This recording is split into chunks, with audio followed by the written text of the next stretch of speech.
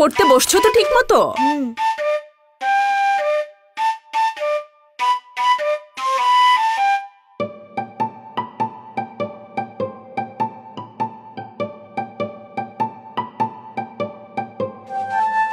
Wow, ভালো লাগছে তো।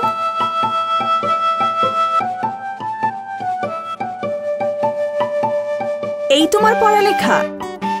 ও কিছু না, ব্যাগ গুছাচ্ছি আম্মু। সারাদিন কার্টুন দেখো আর এইসব আঁকো? আগে তো কখনো বলনি যে তুমি এত ভালো পেইন্টিং করো। কিন্তু অন্যান্য সাবজেক্টে যে কম পাই। খুব পিকাসো হতে চাও না? যাও, এখন থেকে রোজ পেইন্টিং করবে। জাপানের রাজধানীর নাম টোকিও। আজকের বাচ্চারা মেধা ও প্রতিভায় অনন্য।